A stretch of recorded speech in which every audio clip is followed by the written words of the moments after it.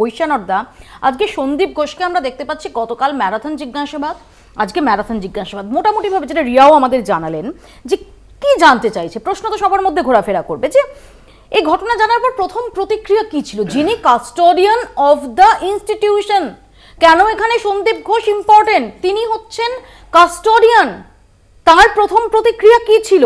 পরিবারকে যে আত্মহত্যার কথা বলা হয়েছিল, যে পুলিশের পক্ষ থেকে বলা হয়নি, এটা নগরপাল দত্তহীন ভাষায় স্পষ্ট করে দিয়েছেন, হাসপাতাল থেকে বলা হয়েছিল। এই পরিবারকে আত্মহত্যার কথা যে বলা হয়েছে, এটা কি সন্দীপ জানতেন? সন্দীপ কি সহকারী সুপারকে কথা বলতে বলেন নাকি তিনি জানতেন না? কি অবস্থায় তিনি, আবারও বলছি, সন্দীপ ঘোষের ভূমিকাটা এখানে অত্যন্ত গুরুত্বপূর্ণ, কারণ তিনি কাস্টোডিয়ান অফ দ্য ইনস্টিটিউশন, এই শিক্ষা প্রতিষ্ঠানের তিনি অভিভাবক ছিলেন, তিনি বদলি হওয়া অবধি। তিনি কি অবস্থায় নির্যাতিতার দেহ দেখেন, তারপর যেটা নিয়ে তোলপাড় হয়ে গেছে যে সেমিনার হলের কাছে কেন, তারপর সংস্কারের কাজ শুরু।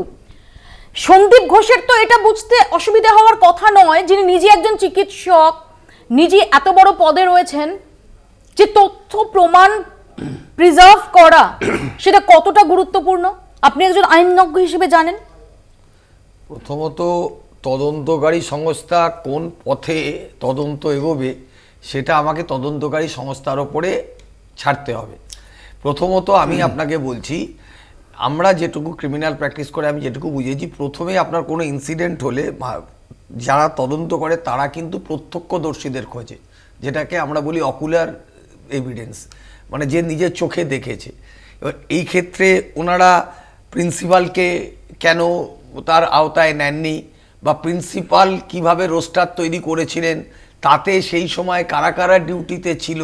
আমি শুধু এখানে একটা প্রসঙ্গ একটু মেনশন করব বৈশ্যানন্দা, আপনি জানেন যে যখন আদালত সিবিআই তদন্তের নির্দেশ দেয়, তার যে অন্যতম গ্রাউন্ডগুলো ছিল তার মধ্যে একটা ছিল যে কেন সন্দীপ ঘোষকে জিজ্ঞাসাবাদ করা হয়। এটা তো আদালতও মনে করছে যে সন্দীপ ঘোষকে জিজ্ঞাসাবাদ করা প্রয়োজন ছিল না, আদালত তো মনে করেছে, আদালত সিবিআই কে দিয়েছে, সিবিআই আজকে 4 দিন ধরে জেরা করছে, খবর নিচ্ছে। আমাদের কলকাতা পুলিশ যখন করেছিল তখন একজন গ্রেপ্তার হয়েছিল, একটা তদন্তের দিশা দেখতে পাচ্ছিলাম, কিন্তু আজকে পর্যন্ত সিবিআই তদন্তে আমরা অন্তত মনে করছি, আমি অ্যাজ এ ক্রিমিনাল প্র্যাকটিশনার আমি বলছি, এখনো পর্যন্ত কিন্তু তদন্তের দিশা বলতে যেটাকে বোঝায় সেটা দেখা যায়নি।